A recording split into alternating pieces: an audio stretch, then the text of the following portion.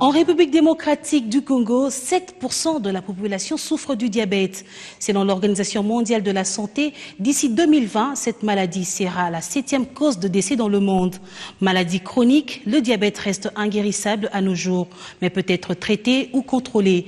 Comment prévenir ou retarder l'apparition du diabète? Quels sont les facteurs de risque? Est-il possible d'éviter les complications liées à cette maladie? C'est tout de suite dans Check-up.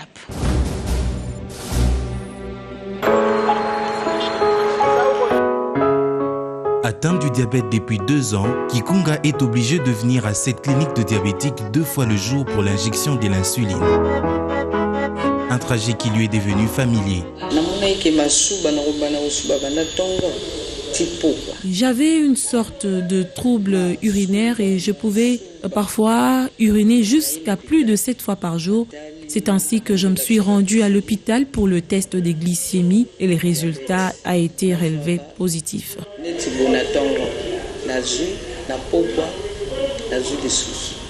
Âgée d'une 60aine d'années, cette femme a appris à vivre avec sa maladie.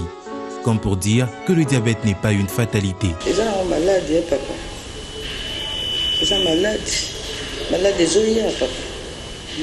Ça arrive, moi je ne m'attendais pas à souffrir du diabète un jour, sinon je garde toujours espoir et je prends le soin de respecter les consignes de mon médecin traitant. Surtout mon régime alimentaire, c'est ce qui me permet de me maintenir.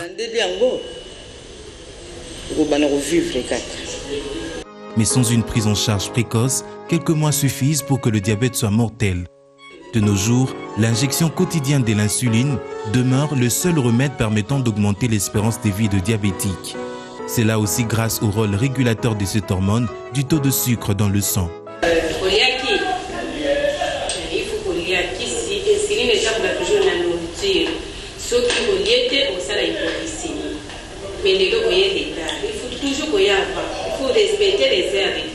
En République démocratique du Congo, les chiffres indiquent que près de 11% de l'ensemble de la population est affectée par le diabète. Cette situation est notamment favorisée par une certaine ligne de conduite troublant la production de l'insuline. On parle alors de diabète de type 1 et de type 2. Arrivé à terme, le diabète endommage les tissus de l'organisme, augmentant ainsi le risque lié à l'insuffisance rénale, aux maladies cardiovasculaires, aux lésions des micro-vaisseaux dans la rétine, allant jusqu'à rendre aveugle. De l'autre côté, le diabète peut entraîner jusqu'à l'amputation de la jambe. Pourtant, tout ceci peut être évité également à travers une hygiène de vie basée sur une alimentation saine et le sport régulier. Mieux vaut prévenir que guérir, dit-on. La prise en charge précoce et spécifique, ainsi que l'éveil de conscience des malades, s'avère indispensable pour remédier à ce problème et diminuer sensiblement le taux de prévalence du diabète.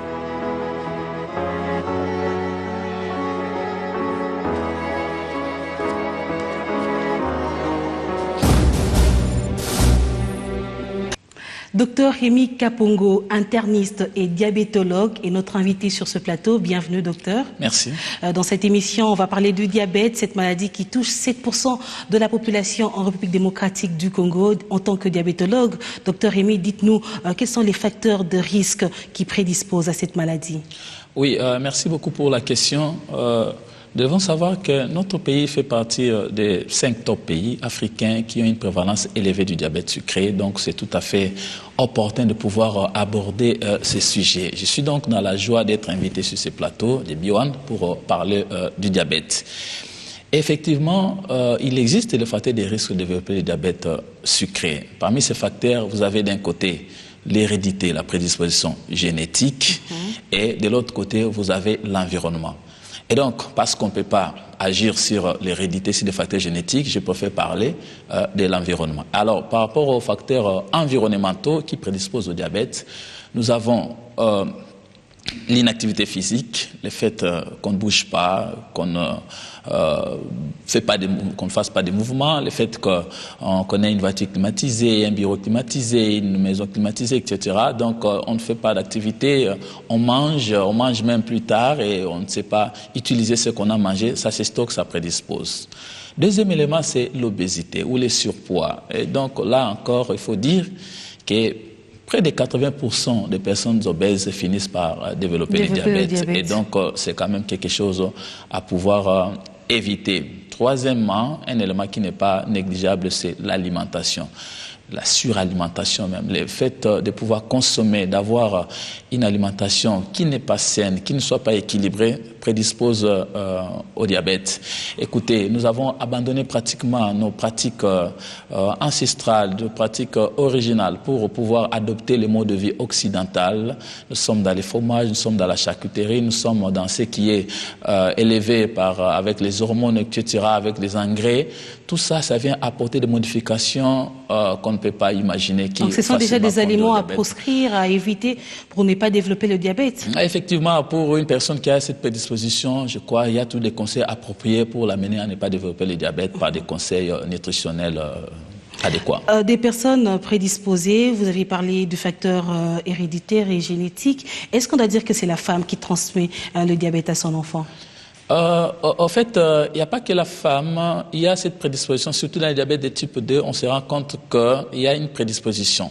Selon que le papa est diabétique ou était diabétique, il y a ces risques-là que l'enfant peut se naître quand même avec une certaine influence de pouvoir développer le diabète. Selon que c'est la mère, c'est la même chose. Selon que c'est le 2, le pourcentage là augmente encore. Mais quand je dis c'est la femme qui transmet, je ne préfère pas vraiment ce terme-là, parce que là, ça paraît comme congénital. Aussitôt qu'on est écouté directement, on commence à développer le diabète. Je n'aborde pas ces aspects. J'aborde plutôt l'aspect de la génétique, c'est-à-dire il y a des gènes qui se trouvent soit dans les pères, soit dans la mère, qui fait que l'enfant, un jour, dans son développement, finira par développer le diabète s'il est en contact avec les facteurs environnementaux. L'activité physique, tout à l'heure, on en parlait, la sédentarisation est à la base de beaucoup de maladies, pas seulement du diabète, mais beaucoup d'autres maladies sont également liées à cette sédentarisation. Docteur, pourquoi l'activité physique est-elle bonne pour pouvoir prévenir le diabète? Oui, l'activité physique, elle est bonne parce que lorsque vous exercez, vous avez besoin de pouvoir brûler, vous avez besoin de l'énergie. Alors pour avoir cette énergie-là, vous allez au niveau de l'organisme, vous allez brûler tout ce que vous avez fait comme réserve, au point que ce que vous mangez ne va pas aller se stocker pour que le surplus vous amène au surpoids. Non, c'est ça l'avantage de l'activité physique. Vous faites l'activité physique, vous êtes en train de vous dégraisser. Le fait de vous dégraisser vous empêchez à ce que le diabète survienne. En fait, ce sont des explications un peu scientifiques, physiopathologiques plus poussées,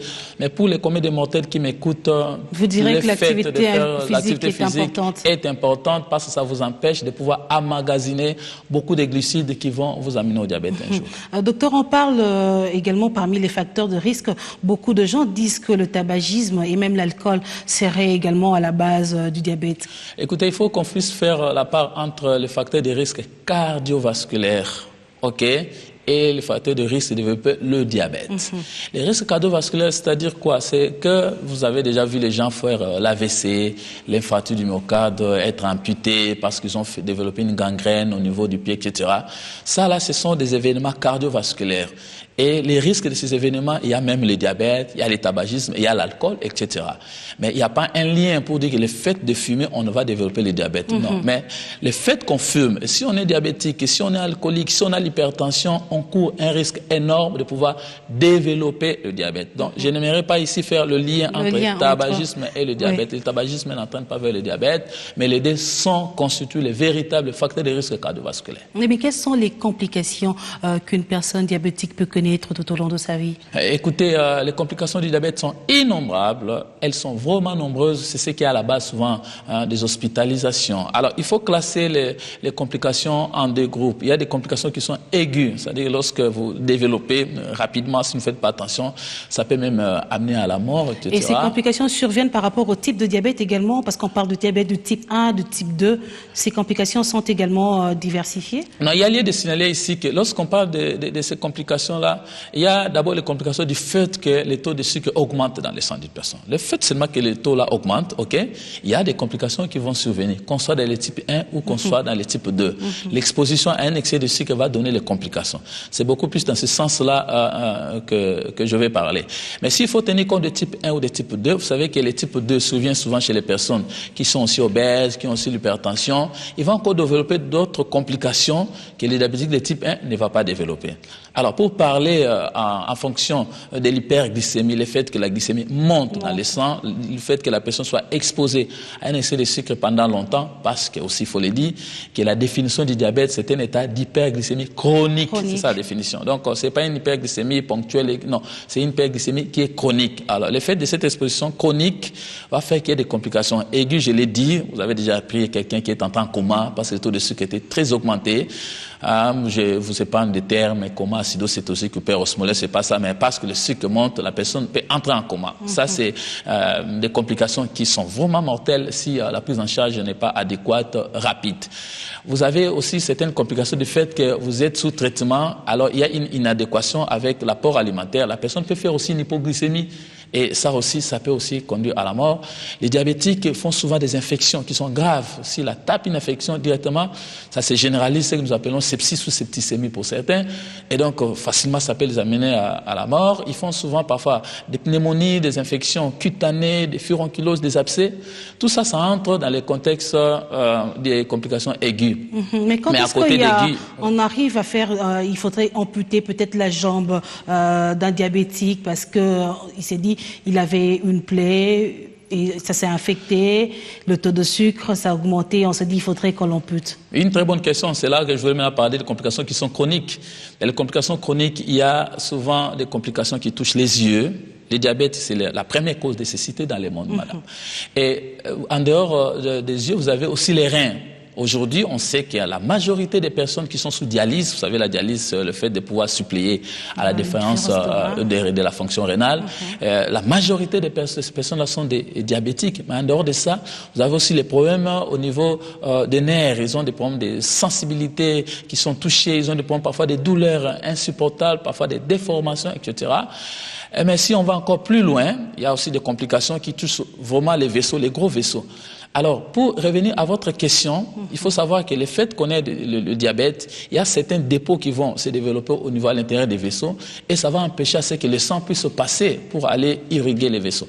Alors, si nous sommes au niveau des membres inférieurs, c'est ce qui est souvent responsable de ce que nous appelons le pied diabétique. Et donc, cette personne aura probablement une plaie parce qu'il a un excès de sucre. C'est un milieu de culture, les microbes vont se développer davantage, l'infection va se pérenniser. Et maintenant, le fait que les vaisseaux soient bouchés, les sangs n'arrivent pas pour aller défendre cette zone qui est touchée, et facilement ces gens développent des gangrènes et finissent par les amputations.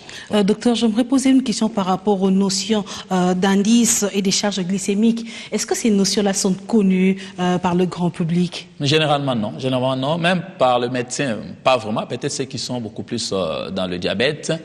Écoutez, par rapport au régime, nous devons dire que c'est pas bon. Aujourd'hui, on parle d'un régime sain et équilibré, une alimentation saine et équilibrée. Il n'est pas bon aujourd'hui, vous vous présentez devant un malade, il prend les silos, commence à dire, désormais, pas de chikwang, pas de riz, pas de foufou, pas de pommes, pas de ceci ou cela. Ce n'est pas cette façon qu'il faut parler.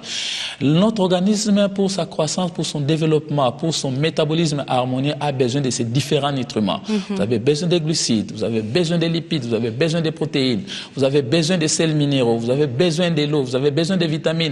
Et tous ces nutriments sont apportés par les aliments, par l'alimentation. Mais étant donné que le diabétique a un problème de sucre, il est dans une situation d'hyperglycémie chronique, alors la question c'est d'aller voir comment lui proposer un régime qui ne va pas lui apporter encore beaucoup de sucre davantage. Donc un régime qui sera un peu pauvre en sucre. Et par rapport à ça, les études ont montré qu'il y avait des aliments qui avaient une teneur très élevée en glucose, il y avait d'autres qui avaient une teneur moins élevée en glucose. Et chez les diabétiques, ce sont des aliments qui ont une teneur moins élevée en glucose. Et cette teneur en glucose, lorsque nous considérons une solution de glucose à 100%, chaque aliment peut avoir un certain pourcentage de glucose comparé à cette solution de 100%. Oui. C'est ce que nous appelons index glycémique. Ceux qui ont un index au-delà de 70% sont très hyperglycémiques, on doit les éviter. Il y en a qui sont un peu modérés, entre 30, 50, 70, etc. D'autres qui sont encore moins. Et ce sont ces aliments-là qu'on va proposer. Mais la charge, finalement, c'est quoi? C'est la quantité que vous allez consommer, même si un repas a un index glycémique qui soit pauvre, qui soit moins élevé, mais écoutez, vous n'allez pas aller prendre une tonne de ces aliments-là parce qu'on vous a dit qu'il n'y en a pas. Non, pas ça.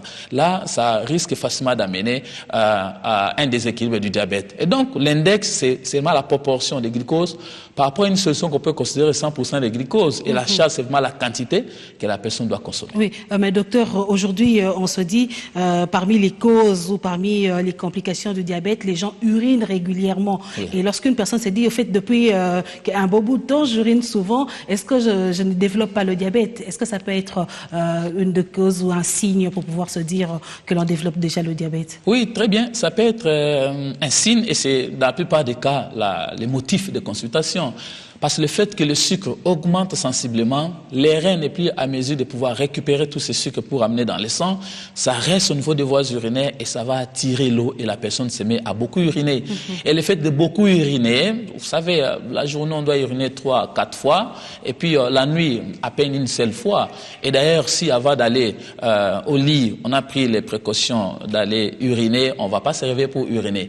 Alors que cette personne commence à se réveiller dès 3 fois la nuit ou la journée 4, 5, 6 fois, et il est en train de perdre de l'eau. Et le fait de perdre de l'eau, l'organisme va s'adapter pour pouvoir l'amener à beaucoup consommer de l'eau. Et donc cette personne va commencer à beaucoup boire, et donc il peut même arriver à prendre un bidon de 5 litres les jours pour pouvoir étancher sa soif, mais ce qui n'arrivera toujours pas.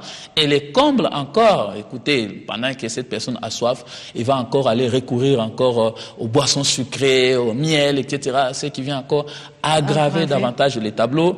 Et donc cette personne, parce qu'il n'a plus assez d'énergie, parce que le sucre ne va pas dans les cellules, cette personne va maigrir, cette personne va se sentir fatiguée. Et donc je demande au public, lorsque vous vous rendez compte que vous commencez à beaucoup uriner, à beaucoup boire, à chercher à beaucoup manger, à vous fatiguer, à maigrir, il faut vite aller à l'hôpital. Et je crois que les dosages de sucre dans le sang, les dosages de la glycémie permettra à ce qu'on puisse savoir s'il y a diabète ou non. Est-ce que le dosage est connu et pareil pour tout le monde? Oui, en fait, c'est toujours important de faire le dosage de la glycémie. D'ailleurs, actuellement, lorsqu'on est à l'hôpital, est-ce qu'on est admis pour un problème urgent, on est en coma, on a convulsé, on est dans un état qui est critique? Écoutez, il faut toujours essayer de doser la glycémie. Combien de fois on n'a pas avant une perfusion, d'ailleurs, on dit que c'est très important. Oui, c'est toujours important. Avant de placer une perfusion, c'est pas parce que quelqu'un est fatigué, vous allez placer une perfusion de glucosé 10%, ou bien de lui donner le glucosé 50%, parce qu'il est fatigué, vous dites peut-être qu'il n'a pas mangé. Non, peut-être sa fatigue est due à un état d'hyperglycémie, et le glucosé que vous apportez va encore aller fouetter les tableaux, ce qui n'est pas toujours important. Donc aujourd'hui, de plus en plus, les gens sont systématiques dans les dosages de la glycémie chez les patients quand ils sont admis en urgence. Mais écoutez, par rapport à ces fléaux de diabète qui ne fait qu'augmenter, la prévention passe aussi par un dépistage précoce. Plus vous dépistez quelqu'un et facilement vous pouvez savoir s'il a un diabète ou non. Donc il y a lieu de pouvoir toujours régulièrement vérifier sa glycémie, surtout chez certaines personnes qui ont un risque de développer le diabète. Qui sont prédisposées à développer cette maladie. Docteur, tout à l'heure on parlait de la prise en charge. Qu'en est-il de soins en République démocratique du Congo?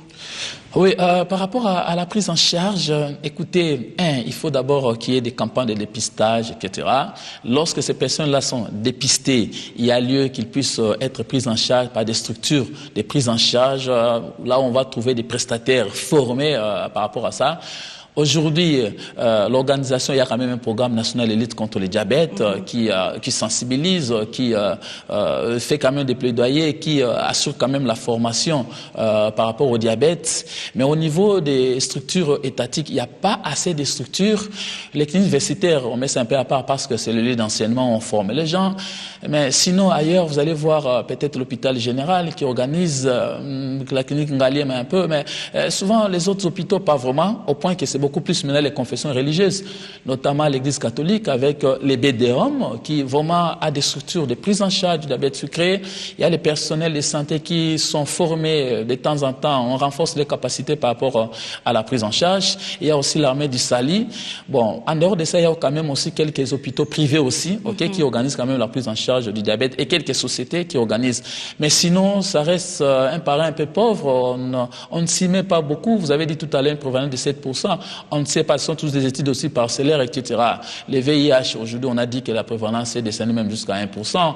On était à 3, on était à 4%, ça descend même. Vous voyez tout ce qu'il y a comme engouement sur ces fléaux. Oui. Alors qu'il y a un autre qui a une prévalence de 7%. Pour certaines études, on serait même à 10%, à 12%, même à 15% pour certaines études. Alors, donc, oui, il y a mais on parle de 7% aujourd'hui et l'OMS dit que d'ici 2030, le diabète pourrait être classé parmi les 7 maladies qui tuent dans le monde. Aujourd'hui, aujourd'hui, docteur, qu'est-ce qu'il faudrait faire? Vous êtes diabétologue, qu'est-ce que vous pourriez suggérer pour pouvoir renverser la tendance? Madame, vous allez à 2030, c'est même plus loin. Déjà aujourd'hui, le diabète sucré occupe la 6e place. Ok, soit de façon directe ou indirecte, on trouve le lien avec le diabète en 6e position. Après les accidents, après les traumatismes, après les cancers, etc. Tout ça. Vous avez aussi le diabète qui est dans la liste. On ne doit pas attendre 2030. D'ailleurs, vers les années 2030, les taux des personnes qui sont diabétiques va doubler. Il y aura une augmentation même de 100% pour certains pays, hein, ce qui reste énormément un problème sérieux. Docteur, dites-nous un peu, est-ce que vous pourriez essayer de revenir, tout à l'heure vous parlez des maladies cardiovasculaires, est-ce qu'on peut essayer d'établir un lien direct entre les deux maladies, le diabète et les maladies cardiovasculaires? Oui, écoutez, donc ici, il existe un concept qu'on appelle risque cardiovasculaire. Le risque cardiovasculaire, c'est la probabilité de pouvoir mourir ou développer une maladie ou un événement cardiovasculaire. Je ne veux pas vous compliquer les choses, c'est-à-dire les risques ou la probabilité de pouvoir avoir un AVC, de pouvoir développer un infarctus du myocarde, de pouvoir avoir une artériopathie des membres inférieurs qui aboutit souvent à l'amputation. C'est ça les termes risque cardiovasculaire. Et il existe maintenant les facteurs qui conduisent, qui majorent, qui élèvent ce risque-là. Parmi ces facteurs-là, il y a des facteurs que toi et moi ne pouvons pas modifier. C'est l'âge, c'est le sexe, c'est la génétique, c'est la race, c'est un peu tout ça. Mais il y a d'autres facteurs qu'on peut modifier. Et c'est souvent sur ces facteurs-là qu'on essaie de marteler un peu pour modifier, changer les comportements des personnes. Et là, donc, vous avez le diabète sucré, vous avez l'hypertension artérielle, vous avez le tabagisme, vous avez l'alcoolisme, vous avez la sédentarité, l'inactivité physique. Et donc, tous ces facteurs-là, qu'on peut modifier, on peut dire aujourd'hui que c'est fini, j'arrête de boire, et c'est fini, vous allez arrêter les processus qui allaient vous conduire au risque cardiovasculaire, un événement cardiovasculaire. Si vous êtes diabétique, vous tombez sur un personnel soignant de bonne qualité, qui a eu une formation adéquate, etc., il va vous mettre sur un traitement, vous aurez une glycémie équilibrée. Si vous êtes hypertendu, autant on va vous contrôler votre tension. Et donc, voilà un peu la différence. J'aimerais dire ici que le diabète est un risque cardiovasculaire, ok, et que, à l'instar de l'hypertension, du tabagisme, il doit bénéficier. On peut également réduire ces risques-là. Oui, on peut réduire, effectivement. Comme j'ai dit, les facteurs de risque modifiables. Ça veut dire que s'il y a une action, on va réduire les risques de développer ces phénomènes. Je reviens au diabète, docteur. Quelles sont les principales complications du diabète de type 2? Le diabète de type 2, en dehors du fait de l'hyperglycémie, je l'ai dit, vous avez une atteinte des complications aiguës, c'est les comas hyperosmolaires. Les complications chroniques, vous avez l'atteinte des yeux, vous avez une atteinte au niveau des reins, vous avez une atteinte au niveau des membres inférieurs, etc. Mais j'aimerais maintenant dire ceci. Quand on est diabétique de type 2, c'est-à-dire le diabète qui survient souvent après l'âge généralement de 40 ans, chez les personnes qui sont obèses et généralement avec encore un antécédent de diabète dans la famille, écoutez, ils ont aussi d'autres problèmes comme l'hypertension, comme l'obésité, etc. Ce qui fait qu'ils auront des problèmes, des événements cardiovasculaires beaucoup plus importants qu'un diabétique de type 1 qui n'a pas ces autres facteurs-là. Donc, en dehors du fait que parce qu'on est en hyperglycémie, on développe toutes les complications aiguës, toutes les complications chroniques, mais les diabétiques de type 2 ont encore une particularité de pouvoir encore développer les problèmes cardiovasculaires beaucoup plus de façon importante. Docteur, est-ce que vous êtes du même avis que moi que c'est l'insuline qui établit un peu la différence entre les deux types de diabète? Merci. Bon, ça, ce sont des concepts un peu anciens où on disait le diabète de type 1, c'est un diabète insulinodépendant, c'est-à-dire que sans insuline, il n'y a pas de vie. Ça, c'est vrai. Ça, je le confirme. C'est connu de tout le monde. Lorsqu'une personne souffre de diabète de type 1, qui est un diabète qu'on découvre souvent au jeune âge, 6 ans, 7 ans, 8 ans, avec un pic d'apparition entre 14 et 25 ans. Donc, ce diabète de type 1-là nécessite de l'insuline. C'est l'insuline ou rien. S'il n'y a pas d'insuline, il n'y a pas de vie. Ils vont développer des complications, des infections, ils vont entrer en coma, ça va les emmener à la mort.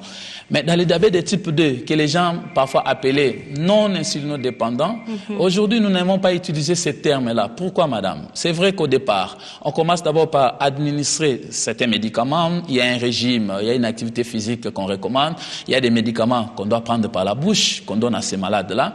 Mais par après, cette personne-là va se rendre compte que la glycémie continue à monter malgré les médicaments qu'on lui administre. Et au cours de nos tests, nous allons nous rendre compte que le pancréas de cette personne ne produit plus suffisamment de l'insuline. Et donc, cette personne-là devient insulino-récurrente. Donc, on nécessite de l'insuline et en fin de compte, on va lui administrer de l'insuline. C'est pourquoi nous disons souvent au personnel de soignants pour leur dire, ne dites jamais à un malade que votre diabète, c'est le diabète des injections, et votre diabète à un autre, vous dites c'est un diabète des comprimés. Non, il faut seulement expliquer qu'on va commencer la prise en charge, mais à un moment donné, s'il s'avère qu'il soit important, indispensable de pouvoir instaurer l'insulinothérapie, on n'hésitera pas de le faire. Docteur Rémy, dites-nous, à partir de quel âge faut-il surveiller sa glycémie?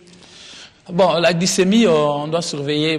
Écoutez, dans le diabète de type 1, il n'y a pas vraiment de phénomène de dépistage comme tel.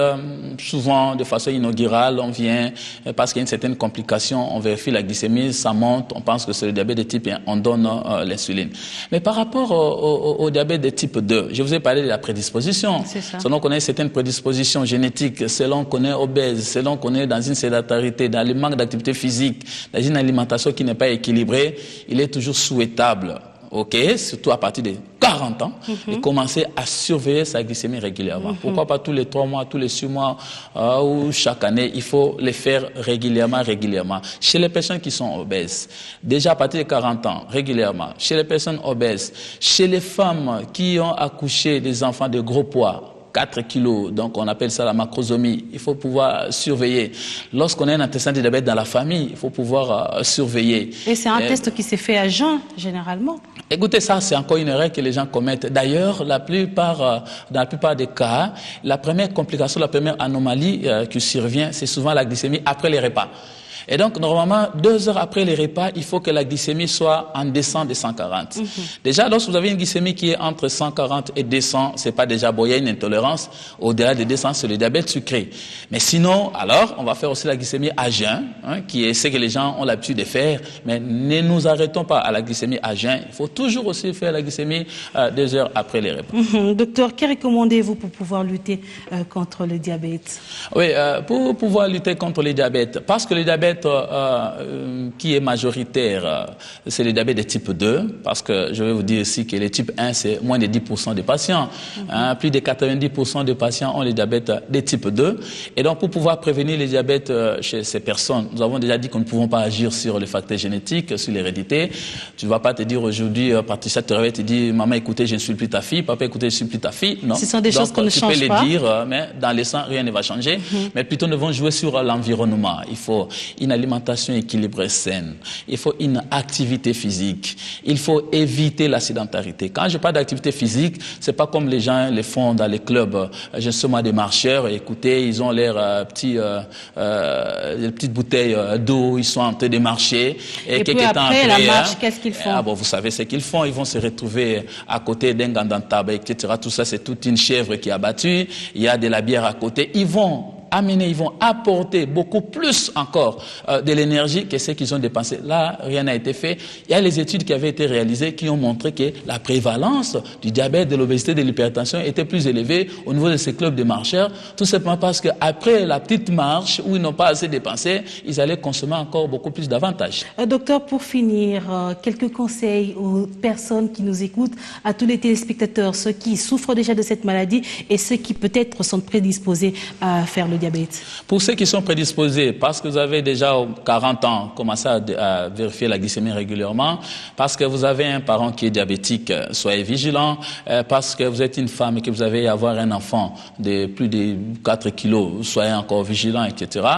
Et donc, à ces personnes-là, les contrôles réguliers de la glycémie. Mais à ceux qui sont déjà connus diabétiques, nous recommandons une compliance au traitement, c'est-à-dire se diriger vers son médecin régulièrement, vers son diabétologue, vers son interniste, régulièrement pour qu'il puisse évaluer. Y a-t-il déjà une complication qui est en train de se présager? Y a-t-il déjà un problème qui risque de survenir, etc. Donc, il est vraiment important aux personnes qui sont diabétiques de se diriger vers les structures sanitaires de prise en charge pour leur prise en charge permettant la tautologie optimale. Merci beaucoup, docteur Rémy Kapongo. Je rappelle que vous êtes interniste et diabétologue aux cliniques universitaires de Kinshasa. Merci pour votre disponibilité et de nous avoir encore éclairé sur cette maladie qui est le diabète. Je vous en prie, madame.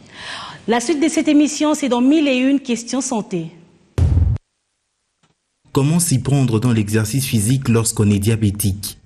Avant de vous lancer, sachez qu'une activité sportive doit être un plaisir. Il faut donc se fixer des objectifs raisonnables et une date de début. Un examen médical est conseillé, il permet de choisir l'activité sportive la plus adaptée. Pour le diabète de type 2, parmi les activités recommandées, l'on note la marche, le vélo et la natation. Mais il est tout aussi important d'adopter de nouveaux réflexes pour bouger le plus possible dans la journée. Dans les bus, descendez une station avant votre lieu d'arrivée. Au travail, au lieu d'attendre l'ascenseur, prenez les escaliers pour 1 ou 2 étages. Pour le diabète de type 1, l'annonce de la maladie chez les jeunes ne doit pas empêcher de continuer le sport, au contraire. Mais la pratique doit être signalée au médecin. Précaution. Il faut boire pendant l'effort. Contrôlez plus fréquemment la glycémie pour prévenir une hypoglycémie. Des stylos d'insuline doivent être près de vous si l'effort dure longtemps. Conseillé. Les sports d'endurance sont les plus privilégiés car ils sont bons pour le cœur, le système cardiovasculaire, le souffle et ils permettent une meilleure adaptation de l'insuline et de l'alimentation. Les sports individuels comme le jogging, la marche, le vélo, la danse, les sports d'équipe tels que le football, le basket et le sport de raquette. Les activités douces, la gymnastique, le tir à l'arc et le golf. Sport à éviter. Tout sport où l'on est susceptible d'être seul car il faut que quelqu'un soit à proximité pour vous aider en cas de malaise. Notamment les sports tels que l'escalade, la plongée, l'alpinisme, l'aviation. Évitez également les sports violents et tout sport pouvant entraîner à une prise de poids. Mesdames et messieurs, c'est la fin de ce magazine. On se retrouve très prochainement sur B1 Télévision.